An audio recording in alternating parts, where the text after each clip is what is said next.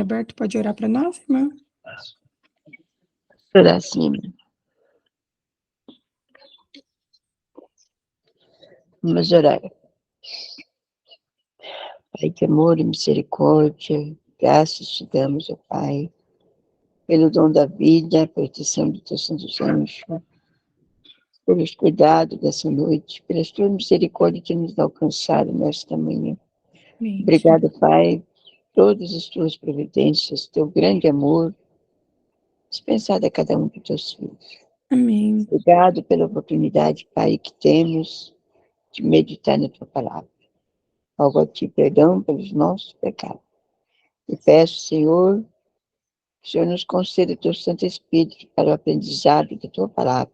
Amém, Seja Senhor. com a irmã Daiane, que vai falar agora, que ela seja imbuída pelo teu Santo Espírito. Nos ajude a abrir o nosso coração, nossa mente, ó Pai, para a percepção da tua palavra. Nos ajude a praticar em nossas vidas, mas também nos ajude a compartilhar com o nosso semelhante. Amém. Principalmente a fé, fique conosco, nós te rogamos por Jesus. Amém. Amém. Amém. Gente, hoje nós chegamos a 21 dias que nós estamos nos encontrando todas as manhãs. Na realidade, nós perdemos um dia, né? Por conta Amém. daquele probleminha que eu tive enquanto eu estava viajando, mas 21 dias. Então, se a gente continuar, quer dizer que esse hábito de levantar e estudar a Bíblia vai persistir. E isso é muito importante. Isso é muito importante. Buscar, em primeiro lugar, o reino de Deus. E o resto que precisarmos, Deus vai acrescentar. E ontem nós tivemos a alegria de ter a Gabi com a gente, né? Eu gosto muito da Gabi. E eu acho que o que ela apresentou para nós, a forma que ela nos ajudou a estudar sobre o chamado que Jesus fez para os discípulos, foi muito especial, né? Então, ontem nós estudamos sobre esse chamado dos 12 apóstolos. Nós vimos que antes de Jesus fazer esse chamado, que ele passou a noite orando, né? Nos dando lições assim preciosas, porque era algo muito importante. Então, como que Jesus iria fazer algo tão importante sem buscar a orientação de Deus? Então, Jesus ele nos mostra nos mínimos detalhes como podemos fazer, né? E nós vimos que antes dele fazer esse chamado oficial, porque muitos dos discípulos já seguiam a Jesus, que ele passou a noite orando. E outra coisa super interessante, assim, que a gente vê nesse relato, quando Jesus chama esses discípulos, é que Jesus chamou pessoas diversas. Ali, naqueles 12, tinham pessoas que não tinham estudo, tinham pessoas que eram estudiosas, como no caso de Mateus, só que a gente vê que a maioria deles não tinha perspectivas, né? E eu não sei quantos de vocês assistiram os vídeos que eu mandei lá no grupo, a gente vê que o mais velho, de acordo com a história ali, com a arqueologia, que o mais velho era Pedro, o restante eram jovens que não tinham sido aceitos na escola dos rabinos, então eram pessoas que não tinham muita perspectiva, mas Jesus chamou essas pessoas para provar, assim, olha, se eu conseguir transformar a vida dessas pessoas, eu posso transformar a vida de qualquer um.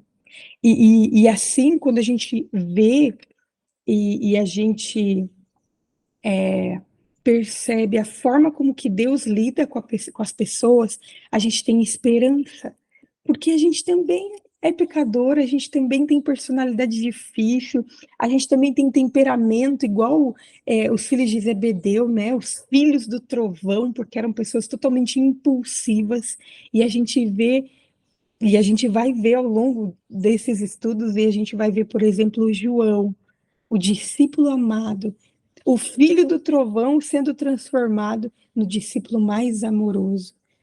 Gente, é fantástico. Jesus, ele é maravilhoso, porque ele mostra que ele não olha para quem nós somos. Ele olha e nos chama porque ele confia em quem nós iremos nos tornar. Então, isso é maravilhoso.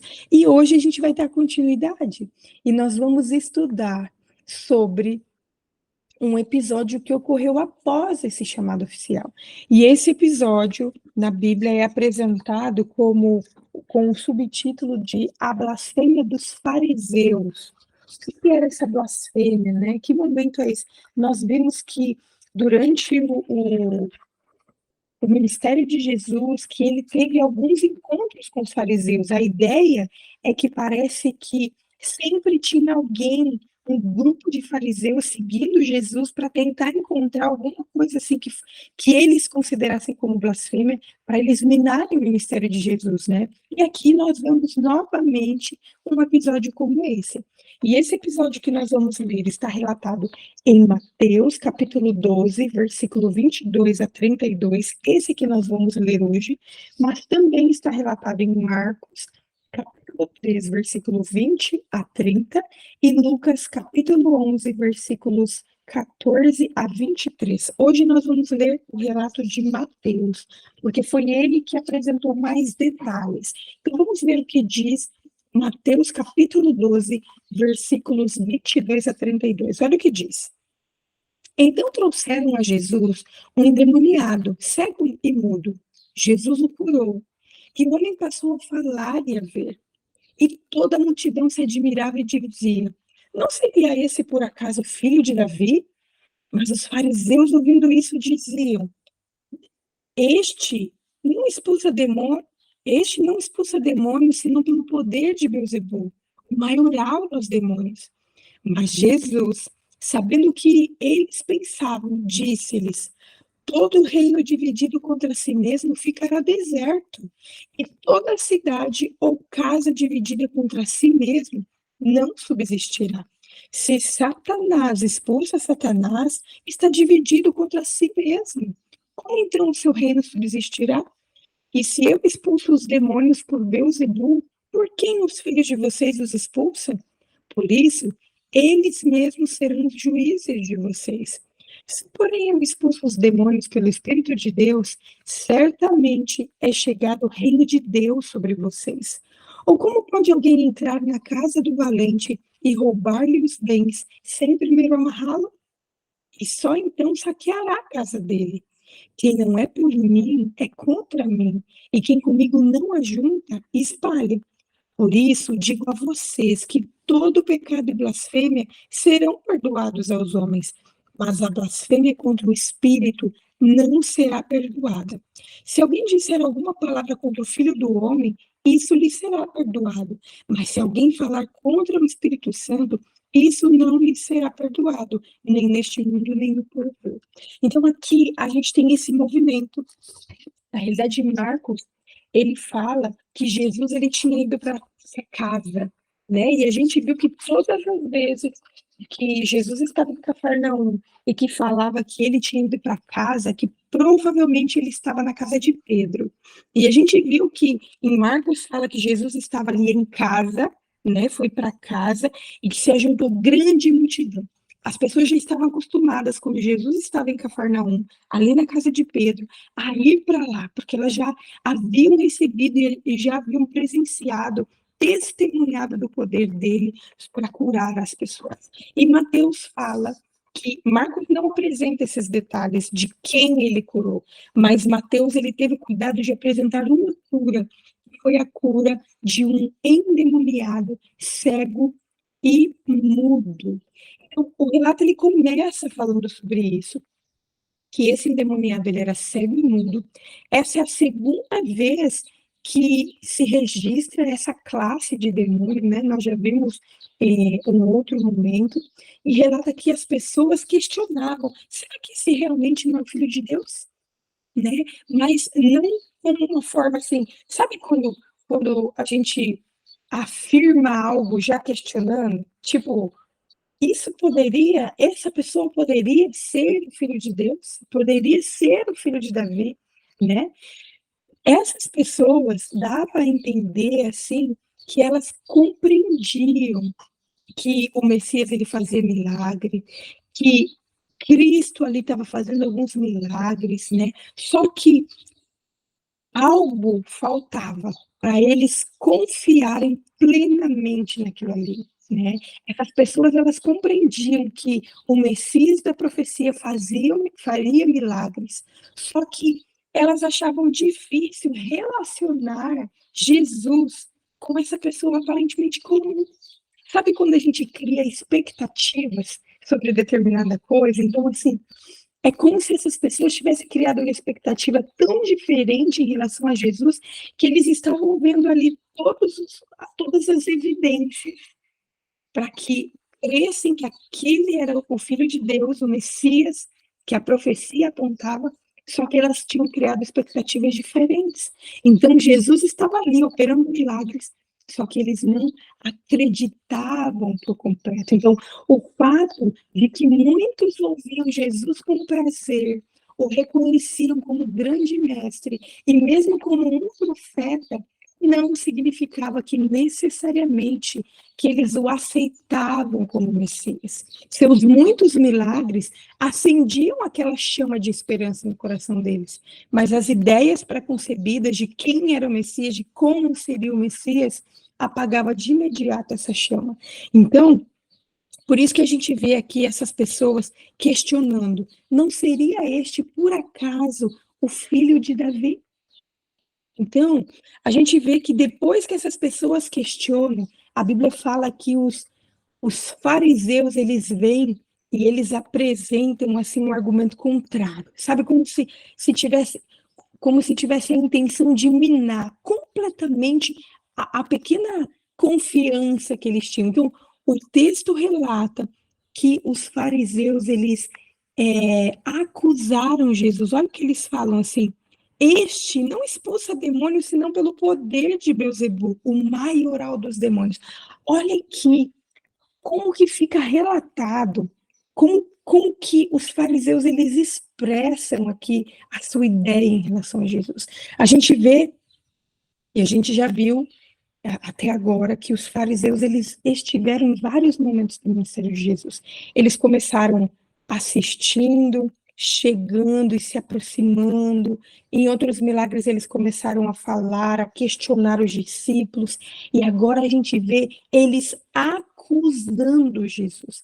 E a questão deles, assim, sabe? Como que fala, assim?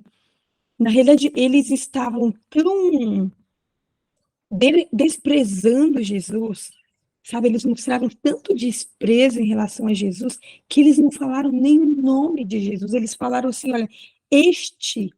Sabe quando a gente vai falar de uma pessoa e fala assim: ah, aquela pessoa lá, a gente está, de certa forma, desprezando. Então, aqui, eles já começam, antes da acusação, desprezar Jesus. Ele fala assim: olha, este aí, ó, ele está fazendo, está expulsando demônios em nome de Satanás, sabe? Ele é um agente ali de Beelzebub. Então, mostrando o seu desprezo e se recusando a falar o nome de Jesus, e ainda se referindo a ele de forma desdenhosa, este, né? Então, eles se recusavam a admitir que Jesus era divino e tinha o poder para fazer milagres. Então, eles falam assim: olha, esse milagre que Jesus está fazendo não é divino, não. Eles estão fazendo isso em nome de Beelzebub. Esse significado de Beelzebub na Bíblia é como se ele estivesse falando assim: olha, esse é o senhor das moscas, é o senhor dos demônios, Beelzebub é o maioral dos demônios. Então, eles estavam associando Jesus com o demônio. Estavam falando assim, como se Jesus estivesse fazendo aquilo não pelo poder de Deus, mas pelo poder de Satanás. E então, Jesus, ele começa a mostrar, né, o absurdo do argumento que eles estavam utilizando, né, com o intuito de ajudar as pessoas a compreender que Satanás, ele não pode trabalhar contra si mesmo. Ninguém trabalha contra si mesmo. E começou a questionar, né, sobre a influência. E fala assim: olha, o que eu achei interessante é que Jesus fala assim: tá, se eu expulso pelo poder de Satanás, pelo poder de Beelzebub, como que pode um reino estar dividido e trabalhar contra si mesmo? Então tá, se eu expulso com esse poder de Beelzebub, então quando seus filhos vão expulsar demônios, o poder de quem? Sobre o poder de quem que eles expulsam demônios? E daí aqui quando fala seus filhos, não quer dizer necessariamente os filhos de maneira literal, mas aqueles fariseus, todos eles tinham discípulos, né? Eles tinham pessoas, alunos que seguiam eles, né? Os escribas e fariseus. Então, e eles acreditavam que eles tinham o poder de expulsar demônios também. Então, Jesus aqui questiona e fala assim, então quando os seus alunos, eles vão expulsar demônios, quando eles vão fazer exorcisão lá, exorcizar alguém, o poder de quem que está sobre eles? Então aqui, Jesus ele já começa, né, a quebrar esses argumentos desses fariseus com o intuito de fazer com que aquelas pessoas compreendessem, né, e percebessem, aprendessem que aquilo que eles estavam falando não tinha sentido nenhum. Então, depois de mostrar quão absurda era a declaração dos fariseus e os confrontar com o dilema ao qual não puderam responder, Cristo conduziu à inevitável conclusão de que aquilo que os fariseus estavam atribuindo a Satanás, na realidade, era o poder de Deus. Durante o ministério de Jesus na terra, os milagres que ele realizou foram pelo poder de Deus. Os seus milagres atestavam que ele era o Messias. E se o Messias estava ali fazendo aqueles milagres, ele queria dizer que o reino dele estava próximo. Era isso que Jesus, e por isso que Jesus, ele apresenta esses questionamentos, né? E daí Jesus, ele começa a falar algumas parábolas rápidas, a fim de chamar as pessoas à compreensão. Sabe quando um professor vai ensinar e ele utiliza ali recursos para fazer com que as pessoas compreendam melhor? Então, Jesus ele passa a utilizar parábolas. E a primeira parábola que ele apresenta é a seguinte, ele fala assim, olha,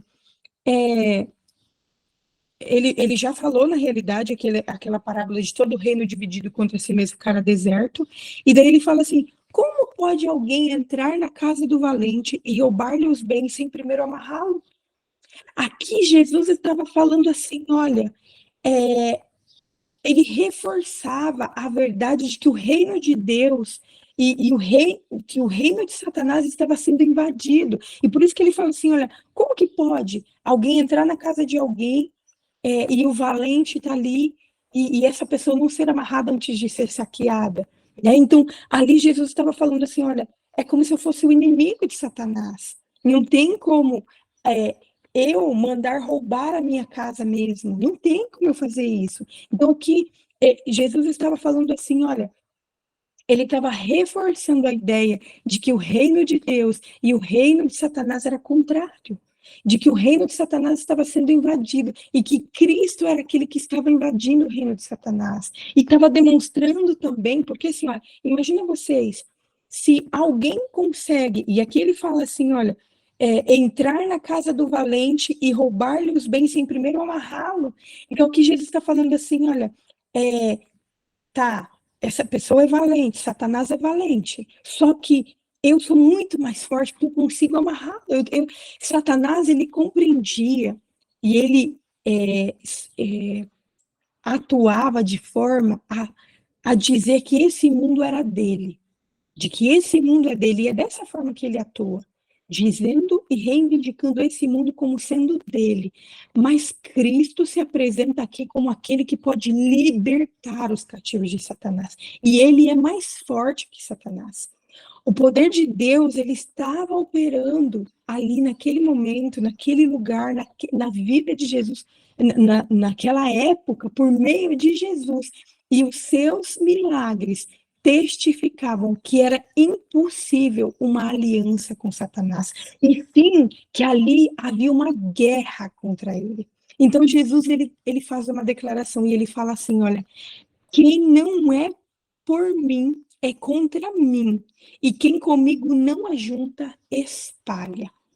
Aqui Jesus estava alertando seus ouvintes de que no grande conflito da vida, primeiro que não há relação entre o reino de Deus e o reino de Satanás. Não tem como haver essa relação. E segundo, que nesse grande conflito que há entre o reino de Deus e o reino de Satanás, não existe meio termo. É impossível haver neutralidade. Todo ser humano, ou ele é patriota do reino de Deus, ou ele é um traidor. Aquele que não está totalmente do lado de Cristo, está totalmente do lado do inimigo. Ou seja, o peso da sua influência se inclina nessa direção. Quando a gente fala assim, olha, eu estou quase, sabe? Ai, eu estou quase fazendo as coisas, eu estou quase decidindo. Isso significa que a gente não está fazendo a coisa. E é por isso que aqui Jesus ele fala assim, olha, quem não é por mim é contra mim, não existe meio termo. Quem comigo não ajunta, espalha. Estar quase, mas não totalmente com Cristo, é estar totalmente contra Ele. E então Jesus ele fala que pecado e blasfêmia seriam perdoados, mas que o pecado contra o Espírito Santo não seria perdoado. Vamos tentar entender aqui. O que significa? E eu já ouvi muitas explicações. E uma pessoa falando assim: isso que você fez é um pecado contra o Espírito Santo, então isso não tem perdão. O que significa isso aí? O que significa o pecado contra o Espírito Santo? Vamos tentar entender o contexto. Aqui Jesus estava falando e estava se referindo a esses fariseus. Esses fariseus, eles tinham atribuído o poder do Espírito Santo ao diabo. E essa rejeição deliberada de luz, e pouco a pouco, sabe, que eles vieram lá rejeitando, isso foi conduzindo passo a passo a blasfêmia contra o Espírito Santo.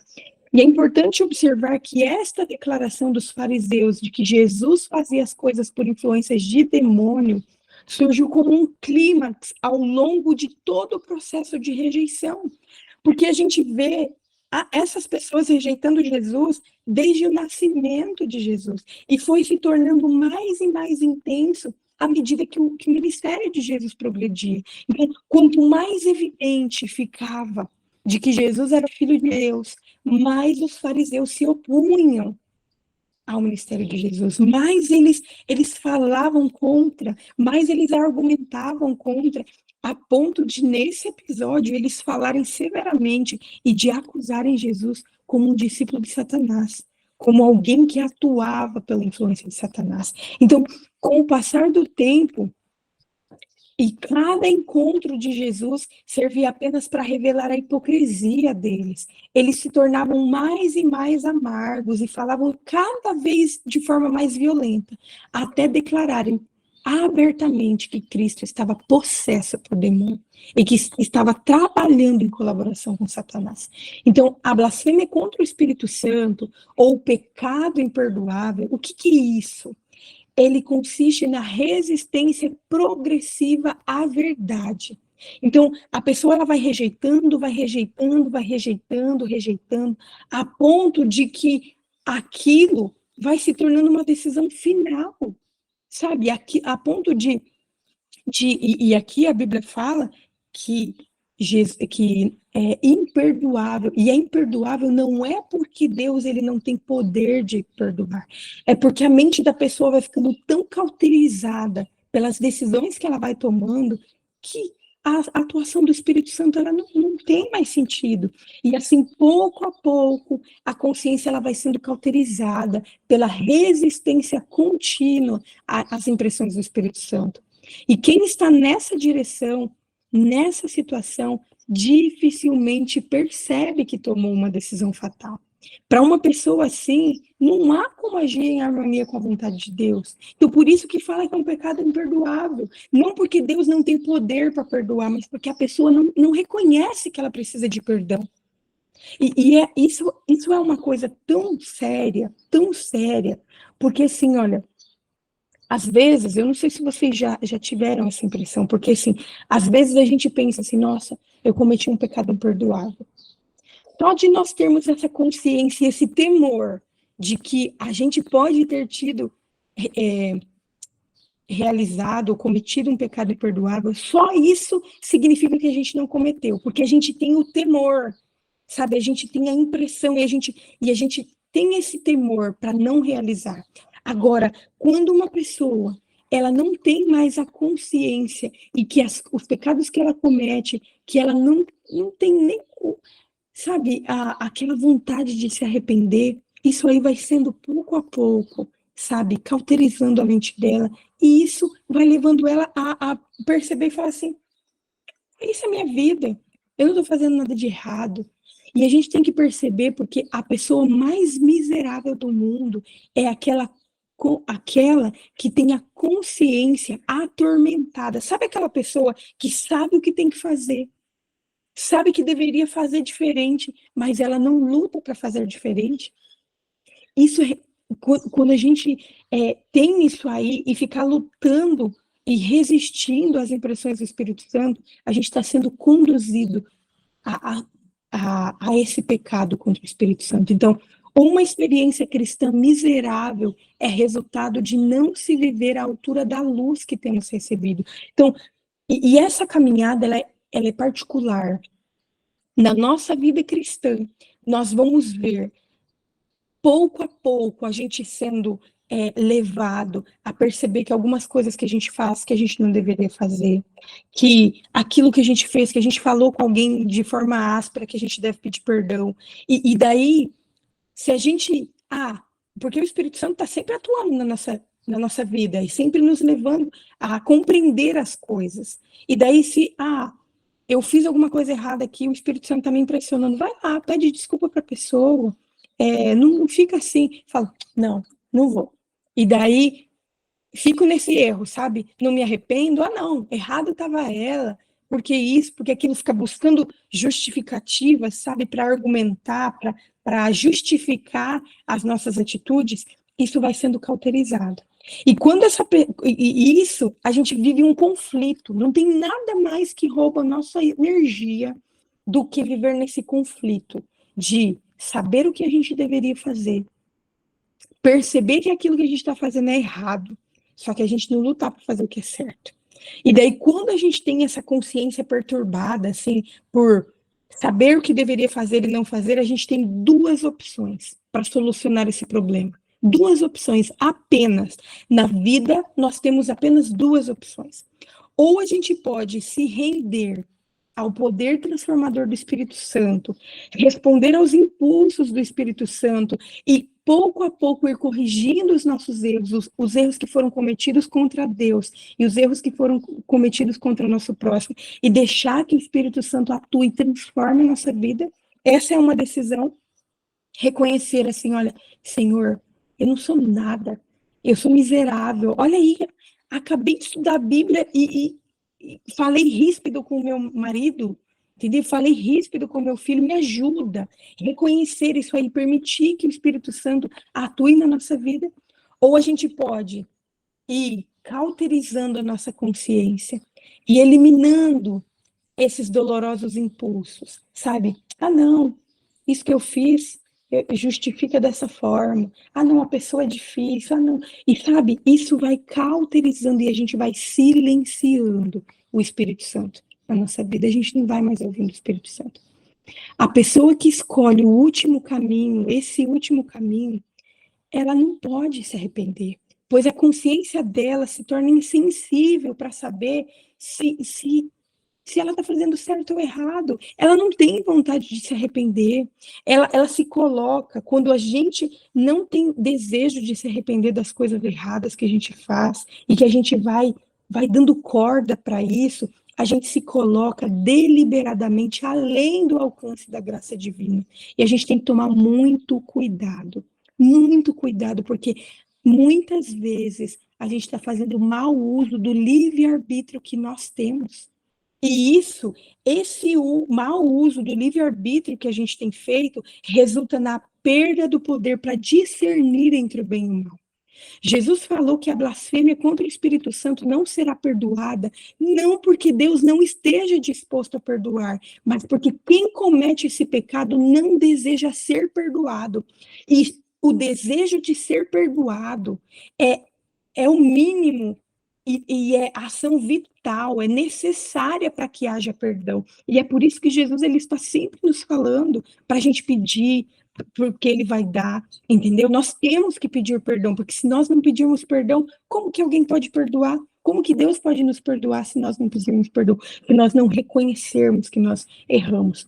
Mas nós temos, graças a Deus, nós temos não simplesmente essa opção de continuar no erro, mas nós temos a possibilidade de escolher o primeiro caminho. Nós temos a possibilidade de reconhecer quão mal e pecadores nós temos sido. Nós temos a possibilidade, a oportunidade de reconhecer que a gente não passa de um trapo, sabe? Que a gente não tem forças para fazer as coisas com as nossas próprias mãos. E a gente tem a oportunidade de pedir o auxílio do Espírito Santo para nos auxiliar em tudo que nós precisarmos. E o meu desejo hoje, e a nossa escolha hoje, que seja escolher não aquilo que os fariseus, não agir aquilo como os fariseus agiram, né? Mas agir nos arrependendo e aceitando as oportunidades que Deus tem nos dado. Então, o que nós aprendemos? Quais as lições que a gente pode aprender e tirar para nós refletirmos hoje? Como que está a nossa vida em relação a Jesus? Será que a gente não está como aquela multidão? Nós ouvimos Jesus com prazer, nós reconhecemos que Jesus é o Mestre, só que será que nós temos aceitado Jesus como Messias? Será que as nossas ideias da atuação de Jesus na nossa vida, será que as ideias preconcebidas, será que elas não têm atrapalhado as nossas crenças, né? Será que elas não têm atrapalhado a atuação de Jesus na nossa vida, a atuação do Espírito Santo na nossa vida? Será que nós temos estado totalmente ao lado de Cristo? Porque nós vimos aqui, Jesus falou que não é possível ter meio termo. Não é possível estar em cima do muro. Eu lembro de um ditado popular que, não lembro se era meu pai, minha mãe que falava, ele falava assim, olha, quem fica em cima do muro leva chumbo dos dois lados. Na vida espiritual não é possível estar em cima do muro. E assim, não, quando eu quero eu pulo para cá, para o lado da crença, para o lado da fé, quando eu não quero eu faço as coisas do meu jeito. Não é possível. E nós temos muitos pecados. Muitas vezes a gente tem blasfemado, muitas vezes. Quando a gente ouve a voz do Espírito Santo falando ao nosso coração, para a gente parar de fazer determinada coisa, ou para a gente pedir perdão aqui, ou para a gente agir de forma diferente. Só que muitas vezes a gente não tem conseguido. Só que a gente tem a opção de escolher ou continuamos ouvindo a voz do Espírito Santo e não dando ideia à voz do Espírito Santo, ou a gente ter essa primeira atitude de falar, Senhor, me perdoe todas as vezes, ó Pai, que eu ouvi a sua voz me falando o que eu deveria fazer, que eu não tive forças para fazer. Sabe, nós temos que buscar o poder do alto, nós temos que pedir perdão a Deus. Esses dias, estudando sobre essa questão do perdão, eu fiz uma oração e falei assim, Senhor, me ajude a lembrar os pecados que eu cometi, me ajude a lembrar os pecados que eu cometi contra o meu próximo, para que eu tenha a oportunidade de pedir perdão para essas pessoas, sabe, para que eu tenha a oportunidade de testemunhar e de mostrar para elas de que eu mudei, sabe? Porque nós estamos numa caminhada e nós precisamos permitir que o Espírito Santo atue na nossa vida, porque senão nós vamos blasfemar contra o Espírito Santo. E essa blasfêmia contra o Espírito Santo, ela não ocorre de uma hora para outra, como nós vimos. É algo que nós vamos deixando, e a ponto de o Espírito Santo já nós não ouvirmos a sua voz. Então, que Deus nos ajude, sabe? Que o dia de hoje, um sábado, que foi preparado, como nós vimos, um momento para nós retomarmos o nosso relacionamento com Deus, um momento para nós tirarmos tempo para ouvir a voz de Deus, fazermos apenas aquelas coisas que nos aproximam de Deus, que nós tiremos tempo para pedir perdão a Deus pelas coisas que nós fizemos, orar a Ele, pedir para que Ele nos mostre os erros que temos cometido, para que o Espírito Santo ele continue atuando na nossa vida e para que Deus tenha poder sobre a nossa vida para completar a obra que Ele começou na nossa vida. Que Deus nos ajude, que Ele nos abençoe e que a gente esteja disposto a fazer a parte que nos corresponde. Ok? Amanhã nós vamos continuar. Amanhã nós vamos estudar sobre a família de Jesus. Quem quiser anotar, com base em Marcos, capítulo 3, versículo 31 a 35, Mateus, capítulo 12, versículos 46 a 49, e Lucas, capítulo 8, versículos 19 a 21. Quem era a família de Jesus? Nós vamos estudar isso amanhã.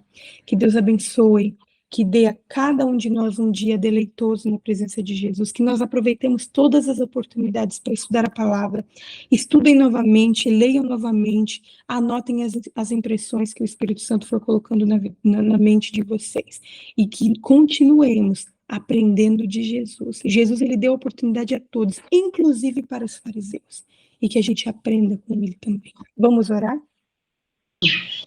Querido Deus, nós te louvamos, Senhor, pela vida. Nós te louvamos, ó Pai, porque mais uma vez o Senhor nos acordou. Tivemos uma semana cansativa, mas nós temos visto, ó Pai, a tua atuação na nossa vida dia a dia. Nós te agradecemos, Senhor, pelas aprendizagens. Nós te pedimos perdão, Senhor, pelos erros que nós cometemos. O Senhor sabe quão pecadores, quão mal nós temos sido, e nós sabemos que nós não seremos perfeitos nesse mundo, e não é isso que nós estamos buscando, perfeição, porque nós não seremos perfeitos, mas nos ajude, Jesus, a quando pecarmos, a reconhecermos os nossos pecados e pedir perdão a Ti, para que o Espírito Santo ele continue atuando na nossa vida, para que nós consigamos ouvir a voz do Espírito Santo falando a nós. Nós colocamos a nossa vida em Tuas mãos.